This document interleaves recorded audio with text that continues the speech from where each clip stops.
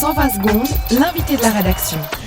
L'Union syndicale suisse a déposé hier à Berne les 111 000 signatures qu'elle a récoltées en faveur de son initiative pour un salaire minimum de 4 000 francs par mois ou 22 francs de l'heure. Le peuple se prononcera donc sur cette proposition de révision constitutionnelle dont les milieux patronaux ont déjà annoncé qu'ils allaient la combattre. Andreas Furger, bonjour. Bonjour monsieur. Vous êtes membre du comité directeur de l'USAM, l'Union suisse des arts et métiers, qui fédère une grande partie de PME du pays, et vous êtes opposé à ce salaire minimum. Oui, je ne suis pas opposé à un salaire minimal dans certains secteurs de l'économie suisse.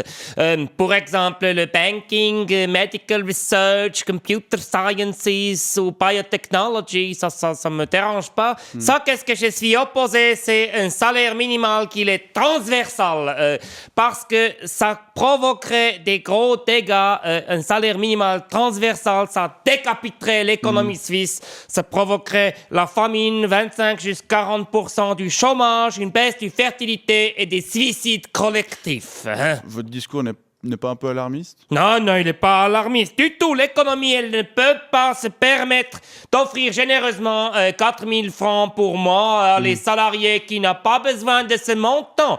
C'est beaucoup trop, et pour la raison toute simple, le franc fort. Oui. Le franc fort, monsieur! Oui, alors le franc fort, il y a plusieurs économistes qui relativisent aujourd'hui cet argument. Hein. Oui. C'était par exemple le cas hier dans les colonnes du Temps, où on expliquait que le franc fort n'était pas aussi fort que ça, notamment parce que l'inflation dans notre pays est beaucoup plus basse que dans la zone euro, et ce depuis de nombreuses années, hein, ce qui corrige une bonne part de la surévaluation du franc. Par ailleurs, notre monnaie était largement sous-évaluée il y a 3 ou 4 ans. Oui, heureusement, personne il lit le temps, surtout chez les personnes qui gagnent moins de 4 000 francs par mois, parce qu'ils n'ont pas le temps, ou alors parce qu'ils ne savent pas lire. Hein. Alors justement, revenons si vous êtes d'accord à ce chiffre, 4 000 francs par mois. Franchement, suivant où on habite, c'est juste quand même, non ? Vous savez, pour beaucoup du monde, 4 000 francs par mois, ce serait trop, et ça créerait du panique. J'ai un exemple pour vous donner. Dans mon entreprise à Rotrist, s'appelle Furger Maschinen AG, j'ai une madame Nkunziza qui s'occupe de nettoyer mon bureau, mon salle de conférence et mes voitures. Oui. Et je peux quand même pas dire à madame Nkunziza, je double votre salaire comme ça. Non, alors elle attraperait des maladies, syphilis, hockey, des problèmes de pied, toutes sortes de choses. Elle a panique totale. Elle gagne 2 000 francs par mois ? 1980,85. Mais à temps partiel ? Non.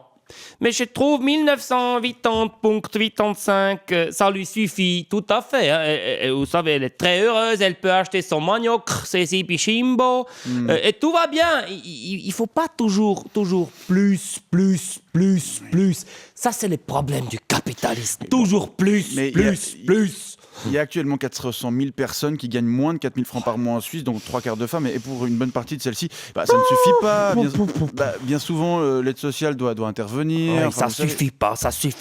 Vous avez un discours un petit peu paternaliste. Je trouve que c'est désagréable, monsieur Payon. Si vous voulez gagner plus que 4 000 francs par mois, c'est une question de volonté. Quand vous êtes petit enfant, vous avez qu'à choisir de ne pas faire l'école de ménagère ou l'école de vendeuse. Et vous avez qu'à faire les Betriebswirtschaftslehre à la Universität St. Gallen, comme j'ai fait moi ce choix. Vous-même, vous gagnez combien ? Moi, je gagne 52.000, ça veut dire 25 000. Non, c'est 52 000 plutôt, 52 000 francs. Ah oui, c'est joué, 52 000 francs. Oui, plus les dividendes. Oui, je trouve que c'est correct. Mais vous savez, si j'ai ce montant, c'est parce que j'étais motivé quand j'étais petit enfant et parce que ça ne m'intéressait pas de faire vendeuse ou ménagère. Moi, ça, qu'est-ce qui m'intéressait ? C'était de faire chef. Alors, j'ai fait chef. Très bien. Je crois qu'on a compris votre point de vue et on verra si la population le suivra.